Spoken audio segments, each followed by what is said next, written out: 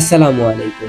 আজকের ভিডিওতে আমরা শিখব আইসি লেভেলের কাজ করতে হলে কি কি নলেজ থাকা প্রয়োজন এবং একটি আইসি মাদারবোর্ড থেকে তুলে সেটা রিভল করে কিভাবে প্রপার ভাবে বসানো যায়, কোন কোন টেকনিক গুলো ফলো করতে হবে, হট গানে কত টেম্পারেচার রাখতে হবে, কি কি করলে আপনার কাজটা একদম প্রপার ভাবে হবে।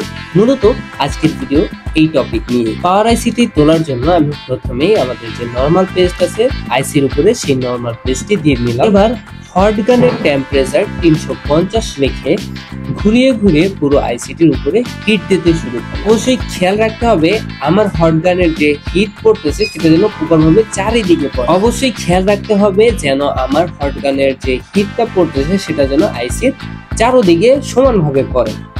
কেননা একদিকে যদি হিট বেশি পড়ে, অন্যদিকে যদি হিট কম পড়ে, তাহলে কি হবে, একটা সাইডে বলগুলো ছেড়ে দিবে, অন্য পাশে স্ট্রং থাকবে, যে কারণে আইসিটি ড্যামেজ হয়ে যাওয়ার সম্ভাবনা থাকবে। খুব সুন্দরভাবে আমরা আইসিটি তুলে ফেললাম।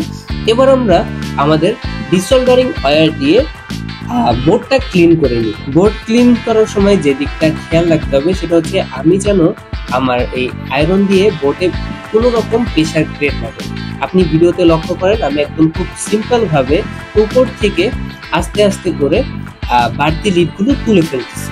আমি যদি এখানে প্রেসার ক্রিয়েট করে চাপাচাপি করে লিডটা উঠাতে চাই, তখন কি হবে, একটা বল আরেকটা বলের সাথে লেগে যাবে এবং আমার বোর্ডটা ড্যামেজ হবে। আমাদের বোর্ড ক্লিন কমপ্লিট। এবার আমরা থিনার দিয়ে আমাদের বোর্ডটা পরিষ্কার করে নিব। এবার আমরা খুব সুন্দরভাবে আমাদের বোর্ডে আইসিটি লাগিয়ে নিব।